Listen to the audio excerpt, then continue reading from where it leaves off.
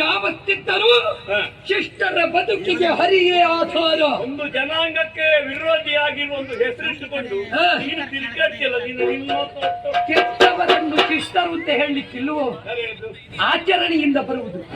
ರಾಕ್ಷಸತ್ವ ಜನ್ಮತಃ ಬರುವುದಲ್ಲ. ಅವರು ಹುಟ್ಟುತ್ತಾ ಧನುದೇವಿಯಂತಹವರ ಮಕ್ಕಳು ದಾನವರಾದರು, ದಿತಿದೇವಿಯಂತಹವರ ಮಕ್ಕಳು ದೈತ್ಯರಾದರು. ಹಿಂದೆನ ನೋಡಿದ್ರೆ ಬ್ರಾಹ್ಮಣ್ಯ ಮೂಲ. ಆದ್ದರಿಂದ ಅವರ ಆಚರಣೆ, ಅವರ ಸ್ವಭಾವ, ಅವರ ಅನುಷ್ಠಾನದಿಂದ ಕೆಟ್ಟವರಾದರು. ನಮಗೆ ಜಪ ತಪ ಎಲ್ಲ ಉಂಟು, ಅನುಷ್ಠಾನ ಇಲ್ಲ ಅಂತ ಭಾವಿಸುವೆ. ಅದು ಹಾಗೆ ವಾಮಾಚಾರ ಮಾಡುವವರಷ್ಟು ಅನುಷ್ಠಾನ ಯಾರಿಗೂ ಇರುವುದು. ಮಾಡುವುದು ಬೇಡದ್ದಕ್ಕೆ ಮಾಡುವುದಕ್ಕೆ ಅವರ ಕಾರ್ಯಸಿದ್ಧಿಗಲ್ವ. ಆದ್ರೆ ವಾಮಾಚಾರ ಲೋಕದಲ್ಲಿ ಬಂದದ್ಯಾಕೆ? ಅದು ವೇದಯುಕ್ತವಾದದ್ದೇ. ಕಾರ್ಯಸಿದ್ಧಿಯ ಸಂಕಲ್ಪ ಏನು? ಒಂದು ವೇದ ಕನಿಷ್ಠ ಅಂತ ಇಲ್ಲ, ಎಲ್ಲ ವೇದ ಒಂದೇ ಲೆಕ್ಕ. ಎಲ್ಲ ವೇದವು ಒಂದೇ ಲೆಕ್ಕ. ಹೌದು. ವಿನಿಯೋಗ ಯಾವುದಕ್ಕೆ ಅಂತ ಉಂಟು. ಉಪ್ಪಿಗಿಂತ ಹೆಚ್ಚು ಯಾವುದಕ್ಕಾದರೂ ಅನ್ನಕ್ಕಿಂತ ಹೆಚ್ಚು ಉಪ್ಪು ಹಾಕಬಾರದು. ಉಪ್ಪು ಬೇಕು, ಎಷ್ಟು ಬೇಕು ಅಂತ ಉಂಟು. ಅವನ ಉದ್ಧಾರಕ್ಕೆ ಶ್ರಮಿಸಬೇಕೋ ಬೇಡವೋ? ಅವನ ಉದ್ಧಾರಕ್ಕಾಗಿ ವಿನಿಯೋಗಿಸಿದ್ರೆ ಅಪರಾಧ ಏನು? ಅವನ ಉದ್ಧಾರ ನನ್ನ ಸ್ವಜನರ ಉದ್ಧಾರಕ್ಕಾಗಿ, ರಾಕ್ಷಸರ ಉದ್ಧಾರಕ್ಕಾಗಿ ನಾನು ಇದೆಲ್ಲ ವಿನಿಯೋಗಿಸು. ನಿನ್ನ ಸ್ವಜನರ ಉದ್ಧಾರಕ್ಕೆ ಬೇಕಾಗಿ ಸಜ್ಜನರ ಬದುಕನ್ನು ತೆಗೆಯುವುದಲ್ವೋ? ಎಲ್ಲಿ? ಸ್ವಜನರ ಉದ್ಧಾರದ ಜೊತೆಯಲ್ಲಿ ಪರಜನರ ಹಿತವನ್ನು ಅಪೇಕ್ಷಿಸಬೇಕು. ಧರ್ಮದ ರಕ್ಷಣೆಯ ಜೊತೆಯಲ್ಲಿ ಪರಧರ್ಮವನ್ನು ಗೌರವಿಸಬೇಕು. ರಾಕ್ಷಸರು ಇದ್ದದಿಗೆ ಬಂದು ದಾಳಿ ಮಾಡ್ತಾರಲ್ಲ ದೇವತೆಗಳು, ಅದ್ಯಾಕೆ? ಕಾರಣ ನಾವು ಇರುವಲ್ಲಿಗೆ ನಮ್ಮ ಅಡ್ಡಗುದಾನಕ್ಕೆ ಬಂದು ನೀವು ಸ್ಫೋಟ ಮಾಡುವುದರಿಂದ ಗೊತ್ತಿದೆ. ನೀವು ಅಂತ ನೋಡುವಾಗ ನಾವು ನಮ್ಮಷ್ಟಕ್ಕೆ ಒಂದು ಯೋಚನೆ ಮಾಡ್ಲಿಕ್ಕಿಲ್ವ ರಾಕ್ಷಸರು? ಹೌದು. ನೀವೇ ರಾಕ್ಷಸರು ನಮ್ಮಷ್ಟಕ್ಕೆ ಕುಳಿತು ಒಂದು ಏನಾದ್ರು ಸಮಾಲೋಚನೆ ಮಾಡ್ಲಿಕ್ಕಿಲ್ಲ. ಅವಾಗ ಒಂದು ದಾಳಿ ಮಾಡುವುದು ಎಂತದ ಕೆಲವು ಹೇಳ್ತೇನೆ. ನಿಮ್ಮಲ್ಲಿಗೆ ಬಂದು ಯಾಕೆ ದೊಡ್ಡಣ್ಣ ಇದನ್ನು ದೊಡ್ಡಣ್ಣ ನಿಮ್ಮಲ್ಲಿಗೆ ಬಂದು ಸ್ಫೋಟ ಮಾಡದೆ ಇದ್ರೆ ನೀವು ಇದ್ದಲ್ಲಿಂದಲೇ ಎಲ್ಲಾ ಕಡೆ ಸ್ಫೋಟ ಮಾಡಿ ಎಲ್ಲರನ್ನೂ ತೆಗೆಯುತ್ತೀರಿ. ಎಲ್ಲರನ್ನೂ ತೆಗೆಯುವ ದುರ್ಬುದ್ಧಿಯಿಂದ ಉಗ್ರರಾಗಿ ಅಡಗಿ ಕುಳಿತಿರುವ ನಿಮ್ಮನ್ನು ಕುಳಿತಲ್ಲಿಂದಲೇ ತೆಗೆದೆ ಉಂಟಾದ್ರೆ ನಿಮ್ಮ ಕುಟುಂಬ ಒಂದು ಹೋದ್ರೆ ಲೋಕದ ಸಮಸ್ತ ಕುಟುಂಬ ಉಳಿಯುತ್ತದೆ ಎನ್ನುವ ಒಂದೇ ಉದ್ದೇಶ. ಕನಸಿನಲ್ಲಿ ಮಂಡಿಗೆ ತಿನ್ನಬೇಕಷ್ಟೇ. ಯಾಕೆ? ನೀನು ಎಷ್ಟು ಕಾಲ ಆಯ್ತು ನಮ್ಮನ್ನು ಮಟ್ಟ ಹಾಕಲಿಕ್ಕೆ ಹೋರಾಟ. ನೀನು ಒಂದು ಕಡೆಯಲ್ಲಿ ಮುಗಿಸುವಾಗ ನಾವು ಮತ್ತೊಂದು ಕಡೆಯಲ್ಲಿ ಹೇಳ್ತೇವೆ. ಗೊತ್ತಿದೆ. ಬೇರೆ ಹೆಸರಿನಲ್ಲಿ ಹೇಳುದು ನಾವು. ಏನು ಮಾಡೋಣ? ಯಾಕೆರು, ದಾನವರು, ಕಾಲಕೇರು, ರಾಕ್ಷಸರು, ಈಗ ಬೇರೆ ಬೇರೆ ಹೆಸರಿನಲ್ಲಿ ಹೇಳುದು. ದಾರಿಕಾಸುರ ದೊಡ್ಡದಾದ ಕಾಡಿನಲ್ಲಿ ಗಂಧದ ಮರ ಎಷ್ಟುಂಟು. ಬೇಡದ ಕಾಸಕ್ಕದ್ದೇ ಹುಟ್ಟುವುದು. ಒಳ್ಳೆಯ ಫಸಲು ಕೊಡುವ ಭತ್ತದ ಗದ್ದೆಯಲ್ಲಿ ತುರುಚೆಯ ಗಿಡವೇ ಹುಟ್ಟುವುದು. ತೆಗೆದಷ್ಟು ಹುಟ್ಟುತ್ತದೆ ನಿಮ್ಮಂತಹ ಸಂತಾನ. ಏನು ಮಾಡೋಣ? ನಾವು ನಿಲ್ಲಿಸುವುದಕ್ಕಿಲ್ಲ, ನೀವು ಹುಟ್ಟುವುದು ಬಿಡುವುದಕ್ಕಿಲ್ಲ. ಎಷ್ಟು ಔಷಧಿ ಕೂಡ ಗೊತ್ತಿದೆ ನನಗೆ. ನಾನು ವೈದ್ಯೋ ನಾರಾಯಣೋ ಹರಿ. ಕಾಸರಕ ಅಂತ ಹೇಳಿಯಲ್ಲ, ಔಷಧಿ ಮಾಡಲಿಕ್ಕೆ ಕಹಿಯೂ ಬೇಕು, ಸಿಹಿ ಇದ್ರೆ ಸಾಕಾಗುದಿಲ್ಲ. ಎರಡು 6 ರುಚಿಗಳಲ್ಲಿ ಕಹಿ ಸೇರಿದ್ದು. ಸಿಹಿ, ಒಗರು, ಕಹಿ, ಹುಳಿ. ಒಳ್ಳೆದನ್ನು ತಕ್ಕೊಳ್ತೇವು. ನಿರುತಿ ಯಾವ ಜಾತಿ? ರಾಕ್ಷಸನಲ್ವ? ಅವನಿಗೆ ದಿಕ್ಪಾಲ ಪಂಕ್ತಿಯಲ್ಲಿ ಜಾಗ ಕೊಡ್ಲಿಲ್ವಾ? ಬಲಿ ಚಕ್ರವರ್ತಿ ಯಾವ ಜಾತಿ? ಅವನ ಬಳಿಯಲ್ಲಿ ಗದಾಧರ ಮೂರ್ತಿಯಾಗಿ ಸಂರಕ್ಷಿಸ್ತಾ ಇಲ್ವೋ? ಪ್ರಹ್ಲಾದ ಯಾವ ಜಾತಿ? ಪರಮ ಭಾಗವತೋತ್ತಮ ಸ್ಥಾನವನ್ನು ಅವನಿಗೆ ನೀಡಲಿಲ್ವೇ? ಒಳ್ಳೆಯವರು ಯಾವ ಕುಲದಲ್ಲಿ ಇದ್ದರೂ ಗ್ರಾಹ್ಯರು. ನಮಗೆ ಮತಭೇದವಿಲ್ಲ, ಜಾತಿ ಭೇದವಿಲ್ಲ, ಕುಲ ಭೇದವಿಲ್ಲ. ಒಳ್ಳೆಯವರಿಗೆ ಎಲ್ಲರಿಗೂ ಬದುಕುವ ಹಕ್ಕನ್ನು ಕೊಡುವುದೇ ನಮ್ಮ ತತ್ವ, ನಮ್ಮ ಧರ್ಮ. ಕೆಟ್ಟವರನ್ನು ಪರಿಪೂರ್ಣವಾಗಿ ನಾಶ ಮಾಡುವುದೇ ನಮ್ಮ ಕರ್ತವ್ಯ. ಒಳ್ಳೆಯವರು ಅಂತ ಹೇಳುವುದಲ್ವ? ಈಗ ಒಳ್ಳೆಯವರನ್ನು ನೀನು ಯಾಕೆ ಕೆಳಗೆ ತಳ್ಳಿ ತಳ್ಳಿದ್ಯಾಕೆ? ಯಾರು ಒಳ್ಳೆಯ ಕೆಳಗೆ ಬಲಿ ತಳ್ಳಿದ್ದೇನೆ? ಚಕ್ರವರ್ತಿಯನ್ನು ಪಾತಾಳಕ್ಕೆ ತಳ್ಳಿದ್ಯಾಕೆ? ಒಳ್ಳೆಯವರಿಗೂ ಸ್ವಾರ್ಥ ಇರಬಾರ್ದು. ಹಾ, ಹಾ. ಒಳ್ಳೆಯವರು ಅಂತ ಸೋಗು ಹಾಕಿಕೊಂಡು ಸ್ವಾರ್ಥ ಹುಟ್ಟಿಸುವುದಲ್ಲ. ಒಂದು ಮನ್ವಂತರದವರೆಗೆ ದೇವಲೋಕದ ಪದವಿ ದೇವೇಂದ್ರ ದೇವೇಂದ್ರ ಪೀಠ, ಈ ದೇವೇಂದ್ರ ಪೀಠ ಇದ್ದ ಕಥೆ ಹೇಳುದಲ್ವಾ? ಹಾ. ಈಗ ಈ ಅಧಿಕಾರ ಗದ್ದುಗೆ ಹಾ. ಲೋಕದಲ್ಲಿ ಶ್ರೇಷ್ಠವಾದಂತ ಗದ್ದುಗೆ ಅದು. ಹಾ. ಉಳಿದ ರಾಜರಿಗೆ ಅವನ ಆದರ್ಶ, ನಿಜ. ಅವನ ನಡತೆ, ಅವನ ಆಳ್ವಿಕೆ ಕ್ರಮ, ಹಾ. ಇದನ್ನು ರೂಢಿಸಿಕೊಂಡ ಭೂಮಿಯಲ್ಲಿ ಹೇಳುದು ಪ್ರಾರಂಭ ಮಾಡುವಾಗಲೇ ಹಾ. ಧರಣಿ ಪಾಲಕ ಕೇಳು ಸುರಪಾಲನಾಕದಲ್ಲಿ ಈಗ ಮೆರೆಯುತ್ತಾ ಇದ್ದಾನೆ. ಹಾ. ನಿನ್ನ ಜೀವನ ಕ್ರಮವನ್ನು ಹಾಗೆ ರೂಢಿಸಿಕೊ ಅಂತ. ಹಾ. ಉಳಿದವರಿಗೆ ಆದರ್ಶನಾಗಿರ್ಬೇಕಾದಂತ ದೇವೇಂದ್ರ ಹಾ. ಚಾರಿತ್ರ್ಯ ತಪ್ಪುವುದಾ? ಎಲ್ಲಿ ತಪ್ಪಿದ? ಬೇಡದ್ದು ಮಾಡುವುದಾ? ಏನು ಮಾಡಿದ? ಕೃಷಿ ಜನಗಳ ಶಾಪ ಹೊಂದುವುದಾ? ಹೊಂದಿದ್ದ. ಕೃಷಿ ಜನಗಳ ಬಗ್ಗೆ ಆದರ ಬೇಕಾದವನು, ಗೌರವ ಬೇಕಾದವನು, ಹ್ಮ್. ಕೃಷಿ ಜನರನ್ನು ಕಡೆಗಣಿಸಿ ಹ್ಮ್. ಸರ್ವ ಸಂಪತ್ತನ್ನು ಕಳಕೊಂಡು ಹ್ಮ್. ಸ್ವರ್ಗಲೋಕದಿಂದ ಎಲ್ಲೆಲ್ಲ ತಿರುಗಾಡಿ ಹಾ. ರಾಕ್ಷಸರ ದುಡಿಮೆಯಲ್ಲಿ, ರಾಕ್ಷಸರ ದೇಣಿಗೆಯಲ್ಲಿ ಹಾ. ಸರ್ವವನ್ನು ಪಡಕೊಂಡು ಹೌದಲ್ವೋ? ಶಾಪವನ್ನು ಪಡೆದವರೆಲ್ಲ ಕೆಟ್ಟವರ? ಹ? ಶಾಪವನ್ನು ಪಡೆದವರೆಲ್ಲ ಕೆಟ್ಟವರ? ಅಲ್ಲ, ಉಳಿದವರು ಈಗ ನನಗೆ ದೇವೇಂದ್ರ ಬೇಡದ್ದು ಇದು ಮಾಡಿದ ಕಾರಣ ಪಡೆದ ಹೌದಲ್ವೋ ಅಂತ. ಖ್ಯಾತಿ ಇದೆ. ದೇವೇಂದ್ರ ಋಷಿಗಳನ್ನು ಕೆಣಕಿದ ಕಾರಣವೇ ಅವ ಶಾಪಕ್ಕೊಳಗಾದ. ಸರಿ, ಋಷಿಗಳನ್ನು ಕೆಣಕೊಳ್ಳಿ ಇದ್ದ ಉದ್ದೇಶ ಏನು ಎನ್ನುವುದು ಮುಖ್ಯ. ಏನು? ಯಜ್ಞದಲ್ಲಿ ಪ್ರಧಾನ ದೇವತೆ ಯಾರು? ಯಾರು? ಯಜ್ಞೋ ವೈ ವಿಷ್ಣು. ಅದೆಲ್ಲ ನೀವು ಮಾಡಿದಲ್ವಾ? ನಿಲ್ಲು. ಎಲ್ಲ ನೀವು ನಾನು ಮಾಡಿದ್ದಲ್ಲ, ಸೇರಿ ಮಾಡಿದ್ದು. ನಿನ್ನ ಗುರು ಶುಕ್ರರಲ್ಲಿ ಹೋಗಿ ಕೇಳು. ಹೌದು. ಯಜ್ಞಾದಿ ಕರ್ಮವನ್ನು ಅನವರತ ನಿಮ್ಮ ಕೈಯಿಂದ ಮಾಡಿಸ್ತಾ ಇದ್ದಾರೆ. ಹಾ. ಮಾತ್ರವಲ್ಲ, ಶಿವನ ಶೂಲದ ಮುಂದೆ ಕಾಣಿಸಿಕೊಂಡವರು ಹಾ. ಯಜ್ಞೋ ವೈ ವಿಷ್ಣು ಅಂತ ಅವರು ಒಪ್ಪಿದವರಿದ್ದಾರೆ. ಹಾ.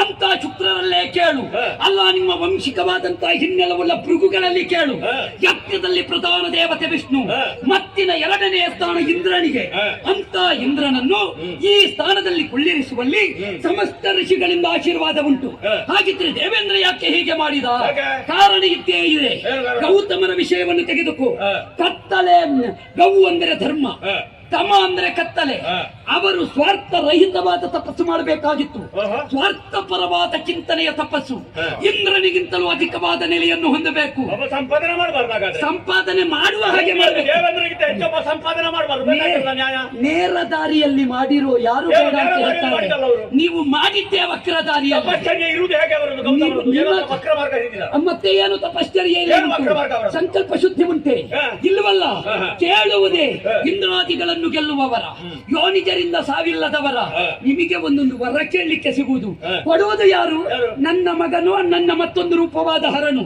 ದೇವರಿಂದಲೇ ಪಡೆಯುತ್ತೀರಿ, ಅವರಿಗಾದ್ರೂ ಬುದ್ಧಿ ಉಂಟು. ತಿರುಗಿ ದೇವರಿಗೆ ಹೊಡಿತೀರಿ. ಅವರಿಗಾದ್ರೂ ನಮ್ಮ ನಿಮಗೆ ಎಲ್ಲ ಲಾಭಕ್ಕೆ ದೇವರು ಬಿಟ್ಟರೆ ಹಾ. ಆಚರಣೆಗೆ ಅಲ್ಲ. ಅಧಿಕಾರದಲ್ಲಿ ಇದ್ದವರು ಯಾವಾಗ ಲಾಭಕ್ಕಾಗಿ ದೇವರನ್ನು ಅಪೇಕ್ಷಿಸ್ತಾರೋ ಹಾ. ಅವರು ಯಾವ ಕಾಲಕ್ಕೂ ಸ್ಥಿರರಲ್ಲ. ಯಾವಾಗ ಅಧಿಕಾರದ ಊರ್ಜಿತತೆಗೆ ಬೇಕಾಗಿ, ಧಾರ್ಮಿಕಕ್ಕೆ ಬೇಕಾಗಿ ತಮ್ಮ ಬದುಕನ್ನು ತೇಯುತ್ತಾರೋ, ಹಾ. ಸ್ವಾರ್ಥ ರಹಿತವಾಗಿ ಆಳ್ತಾರೋ ಅಂತವರನ್ನು ಪ್ರಪಂಚ ಕಾಯುತ್ತದೆ ಎನ್ನುವುದನ್ನು ನೀವು ತಿಳಿದುಕೋ. ಇನ್ನ ದೇವೇಂದ್ರನಿಗೆ ಸ್ವಾರ್ಥ ಇಲ್ವಲ್ಲ? ಎಲ್ಲಿಂಟು ಸ್ವಾರ್ಥ? ದೇವೇಂದ್ರ ಸ್ವಾರ್ಥಿಯಾಗಿ ಹಾ. ವೃತ್ರನನ್ನು ಕೊಂದ. ಬಂದ ದೋಷ ನಿವಾರಣೆಗೆ ಹಾ. ನೀವೆಲ್ಲ ಸೇರಿದ್ರಂತೆ. ನಿಜ. ಗಂಗೆಯ ನೀರು ಮತ್ತೊಂದು ನೀರು ತಂದು ಹಾ. ಅವನನ್ನು ದೇವಲೋಕದಲ್ಲಿ ತೊಳೆದದ್ದು. ಹಾ. ಅವನಿಗೆ ಪುಣ್ಯಾಹ ಮಾಡಿದೆ, ಬ್ರಹ್ಮ ಕಲಶ ಮಾಡಿ. ನಿಜ. ಆ ನೀರು ಬಂದು ಒಂದು ಕಾಡಿನಲ್ಲಿ ನಿಂತಿತು. ಹಾ. ಆ ಕಾಡು ಎಷ್ಟು ಸಮೃದ್ಧವಾಗಿತ್ತು. ಮಲದ ಆ ಕಾಡು ಹೋಗಿ ಏನಾಯ್ತು ಕೊನೆಗೆ? ಏನಾಯ್ತು? ಕಲುಷ ಕಾಂತಾರ. ಸರಿ. ಅಂದ್ರೆ ದೇವೇಂದ್ರನ ಕಲುಷ ಧರಿಸುತ್ತಿಲ್ಲ. ಹಾ. ಅವನ ಪಾಪ ಧರಿಸಲಿಕ್ಕೆ ಇಲ್ಲಿ ಭೂಮಿಯಲ್ಲಿ ಕಾಡು ಬೇಕು. ಹಾ. ಹಾ, ಪಾಪ ಮಾಡಿದಲ್ಲ. ಭೂಮಿ ಯಾರು? ಪಾಪ ಮಾಡಿದಲ್ವ? ನನ್ನ ಎರಡನೇ ಮಡದಿ ಹಾ. ಭೂತಾಯಿಯ ಜಂಗೆಯಲ್ಲಿ ಬಿದ್ದ ಅದು ಹಾ. ಅವನ ಪಾಪ ಕ್ಲೇಶ ಕಳೆಯುವುದಕ್ಕೆ ಕಾರಣವಾಯಿತು. ಪಾಪ ಹೌದಲ್ಲ ಇದು ಇದು? ಕರ್ಮ. ಪಾಪವೇ. ಹಾಗಾದ್ರೆ ಪಾಪಿಯಾಗ ಕೂಡದು ಒಂದೇನಾ? ಪಾಪವನ್ನು ಕಳೆದೆ ಕೂರಿಸಿತ್ತು ಅಂತ ಹೇಳಿದ್ದು. ನೀವು ಕಳೆಯುವುದು ಈಗ ಯಾಕೆ? ಒಂದು ನಿಲ್ಲು. ಈಗ ಒಂದು ಪಾಪವನ್ನು ದೇವಸ್ಥಾನ ಕಳೆಯುವುದು ಯಾಕೆ? ನಿಲ್ಲು. ಒಂದು ದೇವಸ್ಥಾನದಲ್ಲಿ ಹಾ. 12 ವರ್ಷಕ್ಕೊಮ್ಮೆ ಬ್ರಹ್ಮ ಕಳಶ ಆಗುತ್ತದೆ. ಅದು ಸಾಧ್ಯ ನಿಲ್ಲು. ಇಲ್ಲ. ನಿಲ್ಲು. ಅಗತ್ಯ ಉಂಟಾ? ಹಾ. ಯಾಕೆ ಆಗಬೇಕು? ಯಾಕೆ? ದೇವರಲ್ವ ಯಾಕೆ ಅಭಿಷೇಕ? ಯಾಕೆ ಕೋಟಿ ಕೋಟಿ ವ್ಯಯ ಮಾಡಿ ಬ್ರಹ್ಮ ಕಳಶ? ಹಾ. ಆದ್ದರಿಂದ ಅದು ಏನು? ಆ ಮೂರ್ತಿಗೆ ಜೀವ ಕಳೆ ತುಂಬುವುದು. ದೇವೇಂದ್ರನೆನ್ನುವ ಮೂರ್ತ ಸ್ವರೂಪಗೊಳ್ಳಬೇಕು ಅಂತಿದ್ರೆ ಹಾ. ಆಗಾಗ ಪೆಟ್ಟು ಬೀಳಬೇಕು. ಮತ್ತೆ ಒಂದು ಸೂಕ್ಷ್ಮ ಹೇಳ್ತೇನೆ, ನೀವು ಅವನಿಗೆ ಯಾವಾಗ ಬೇಕಾದ್ರೂ ಬ್ರಹ್ಮ ಕಲಶ ಮಾಡು. ನೀನು ಕೇಳು.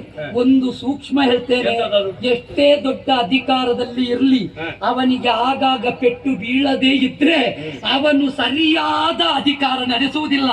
ಆದ್ದರಿಂದ ಪೆಟ್ಟು ಬೀಳಿಸ್ತೇವೆ, ಅವನನ್ನು ತಿದ್ದಿ ಕೂರಿಸ್ತೇವೆ. ಮೂರ್ತಿತ್ರಯರಾದ ನಮ್ಮ ಹೊಣೆ. ಹೊಡೆಯುವವರು ಯಾರು ಅಂತ ಉಂಟು. ಶಿಷ್ಯನಿಗೆ ಗುರು ಹೊಡೆಯಬೇಕು, ಮಕ್ಕಳಿಗೆ ತಾಯಿ ಹೊಡೆಯಬೇಕು, ಇತರರಿಂದ ಹೊಡೆಸಿದ್ರು ಸರಿ ಮಾಡಬೇಕು. ಆದ್ದರಿಂದ ಜಗದ ತಾಯಿ, ಧರ್ಮಾಧ್ಯಕ್ಷ, ಕರ್ಮಾಧ್ಯಕ್ಷ, ನಾನೇ ಅದರ ವ್ಯವಸ್ಥೆಗೆ ವಿನಃ ನಮ್ಮ ಜಾಗದಲ್ಲಿ ನಿಂತು ನೀವು ಮಾಡ್ತೇವೆ ಅಂತ ಹೋದ್ರೆ ಅದು ನಿಮ್ಮ ದಾಷ್ಟ್ಯ ಪ್ರವೃತ್ತಿಯಾಗುತ್ತದೆ. ನನಗೆ ಮಾಡ್ಲಿಕ್ಕೆ ಆಗುತ್ತದೆ ಅಂತ ಹೊರಟದ್ದು ನಾನು ಆಗುತ್ತದೆ. ಆ. ಇಲ್ಲಿವರೆಗೆ ಬಂದಿದ್ದೇನೆ. ಹಾ. ದೇವೇಂದ್ರನಿಗೆ ಪಾಪ ಬಂದ್ರೆ ಹಾ. ಅವ ದೋಷಿ ಆದ್ರೆ ಹಾ. ಅವರನ್ನು ಮರಳಿ ತೊಳೆದು ಶುದ್ಧ ಮಾಡಿಕ ನೀವೆಲ್ಲ ಇದ್ದೀರಿ. ಇದ್ದೇವೆ. ಒಬ್ಬ ರಕ್ಕಸನನ್ನು ಶುದ್ಧ ಮಾಡಿಕ ನೀವು ಈಗ ಸಿದ್ಧರಾಗುವುದಿಲ್ಲ. ಅಲ್ಲಿ ಅವ ಹೇಳಿದ ಉಂಟು ಪಕ್ಷಪಾತ ಬುದ್ಧಿ. ಈಗ ಅವ ನೀನು ಆಮೇಲೆ ಜಗದಾಧ್ಯಕ್ಷ ಅಂತ ಹೇಳ್ತಿ. ಹಾ. ದೊಡ್ಡವನಿಗೆ ಅಧಿಕಾರದಲ್ಲಿದ್ದವನಿಗೆ ಹಾ. ಅವಾಗ ಪೆಟ್ಟು ಬೀಳಬೇಕು ಅಂತ ಹೇಳಿದ್ಯಲ್ಲ. ನೀನು ಬಂದದ್ದು ಒಳ್ಳೇದಾಯ್ತು. ನಿಲ್ಲು. ನಿನಗೆ ಜಗದಾಧ್ಯಕ್ಷ ಫಲನ ಕರ್ಸುದ ಹೆಸರುಂಟಲ್ಲ, ಹಾ. ನಿನಗೆ ಬೀಳ್ತದೆ ಈ ಸಲ ನನ್ನ ಕೈಯಿಂದ. ನೋಡೋಣ. ಈಗ 4 ಬೀಳಿಲ್ಲ.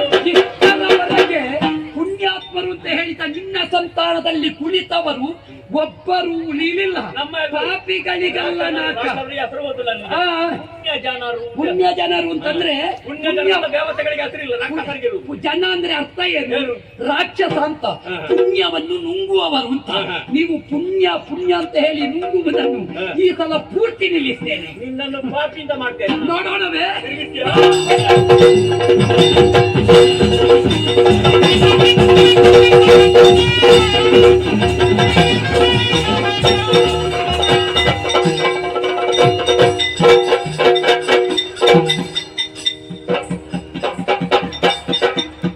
ನಿನ್ನ ಚಕ್ರ ಒಂದು ಚಕ್ರ ತಗೊಂಡು ಬಂದಿದ್ದಾನೆ. ಒಂದು 4 ತರ್ಕಿದ್ರೆ ಆಗ್ತಿತ್ತು. ಯಾಕೆ ನಮ್ಮ ರಥಕ್ಕಾದ್ರೂ ಇಡ್ಬೋದಿತ್ತು ಒಂದು. ನಾ ಚಕ್ರ ಯಾಕೆ ಬಿಟ್ಟೆ ಬರಲಿಲ್ಲ? ಯಾಕೆ? ನಿನ್ನ ಬಳಿಯಲ್ಲಿ ನನ್ನದ್ದೇ ಇರ್ಲಿ ಅಂತ. ಅದು ಬೇಡವಿಲ್ಲ. ನಾನು ಸಲಕೊಂಡು ಇನ್ನೊಮ್ಮೆ ಹೇಳಿ. ಯಾ? ಇನ್ನೊಮ್ಮೆ ಹೇಳಿ, ಬಾ, ಇನ್ನೊಮ್ಮೆ. ಇದೆಯಲ್ಲಾರೆ ಹೇಗೆ ಬುದ್ಧಿವಂತಿಕೆ? ನೀ ಮುಟ್ಟಿದ್ದನ್ನು ನಾ ಪಡಿಬೇಕಿದ್ರೆ ಹೇ.